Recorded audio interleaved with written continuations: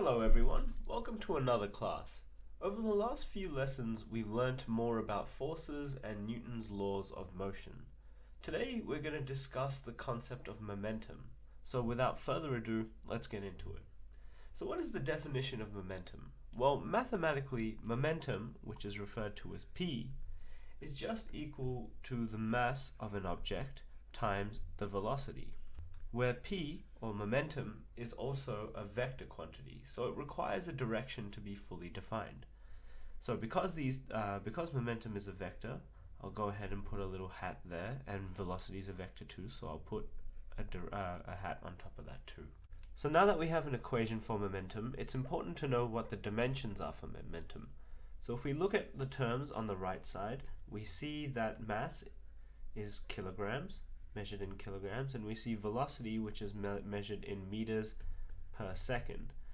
So that gives rise to the dimensions of momentum, which are simply kilometers times meters per second. So now that we know what the definition of momentum is mathematically, and we know what the dimensions are to measure momentum, it's important to understand what momentum means when we observe the world around us. I like to think of momentum as just mass undergoing some movement, so carrying some velocity with it. So if we take a look at the variables in the equation, we see that an increase in either mass or an increase in velocity leads to an increase in overall momentum. So let's go ahead and actually try apply this equation.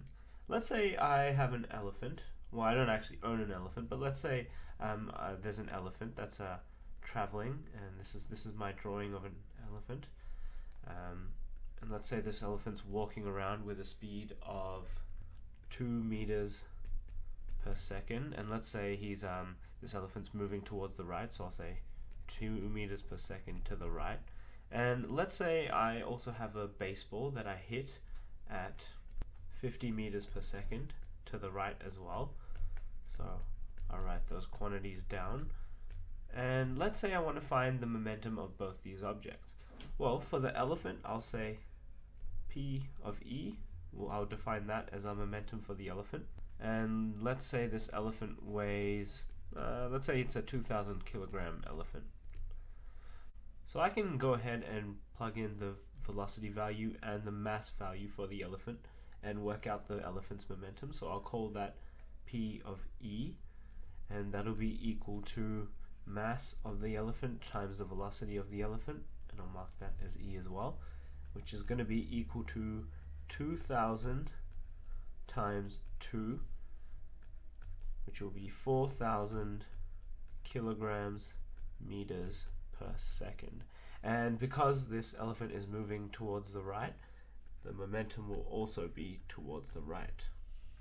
So let's go ahead and do the same exercise for our baseball over here. So we know the velocity of the baseball, which I'll call VB, is 50 meters per second to the right. And we'll say that this baseball weighs 2 kilograms, so the mass of the baseball will be 2 kilograms.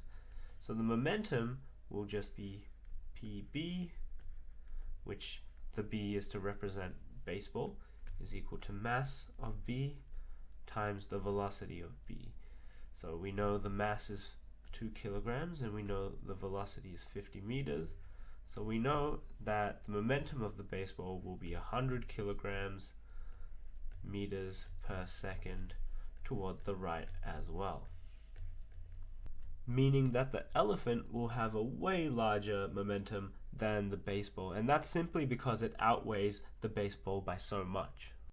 The next thing we need to discuss is the change in momentum, because objects don't just travel at a constant speed at all times. They're subject to collisions, acceleration, or a change in directions. When we talk about the change in anything in physics, we denote it with a little triangle called delta, and delta just represents the change in the final state minus the initial state. So I'll just mark this little triangle here as change. So the change in momentum, which we'll write as delta P, is just equal to the final momentum, which we'll write as PF, minus the initial momentum, which is PI. And this here is actually referred to as impulse. So if I expand this out, I can say delta P is equal to mass times V final minus mass times V initial. And in most of the cases we deal with, the mass is actually consistent throughout the entirety of the motion. So we can take the m out and we can say Vf minus Vi, which is just a change in velocity. So we can say the change in momentum is equal to mass times the change in velocity. So let's try apply the concept of impulse onto a question. Let's suppose we take a tennis ball and we throw it at a wall. So let's say this ball weighs 100 grams, so 0.1 kilograms.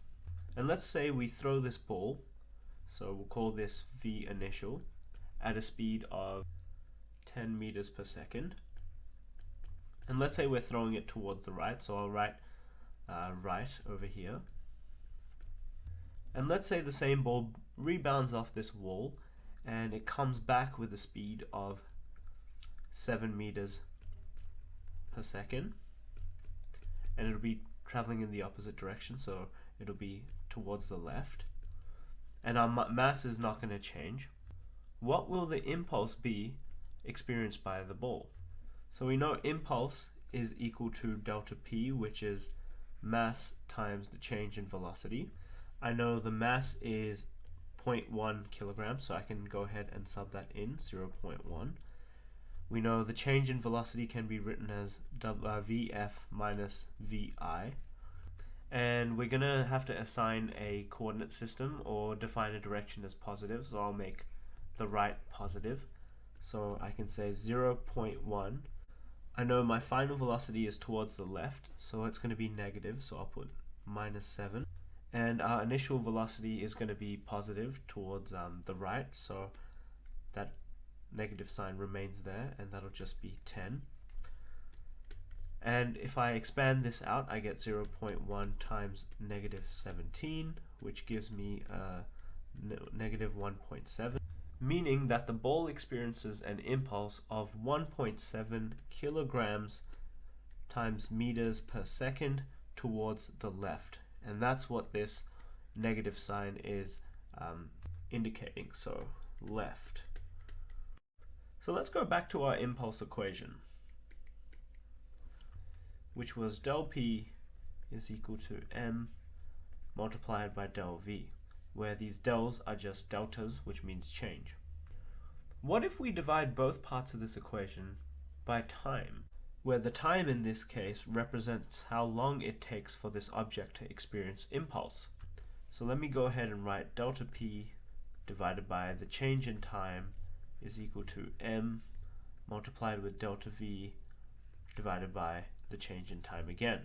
Now going back to what we learned in kinematics, we know that the change in velocity over the change in time is also equivalent to the acceleration of an object. So I can say del V divided by del T is equal to a, which is the acceleration of the object. So I can go ahead and rewrite this equation to say del P divided by del T is equal to m times acceleration. And this expression on the right here should maybe ring some alarm bells for you, because m times a is just another way of saying the force that an object experiences, or rather the unbalanced force that an object will experience that will cause it to experience some sort of acceleration. So we can see that the impulse that an object experiences over a time period is equal to the mass times acceleration, which is also equal to the net force acting on an object. And this highlights a really important relationship between force and momentum, which is that the impulse an object experiences divided by the time it takes for that object to experience the impulse is due to the introduction of an unbalanced force, which causes it to accelerate.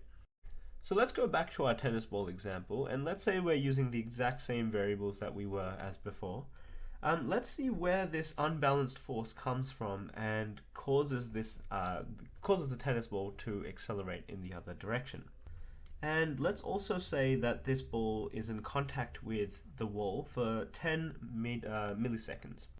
So I'll go ahead and write that down as delta t. So our delta t will be equal to 10 milliseconds, which is just the same as 10 times 10 to the negative 3 seconds, or 0.01 seconds.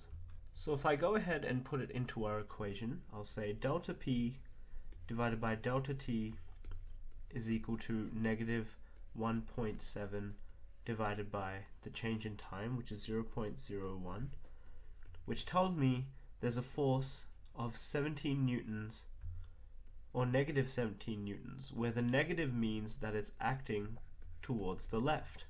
Which makes sense because the wall has to push onto the ball so that the ball experiences an acceleration towards the left. Just out of curiosity, how much force will the wall experience from the ball?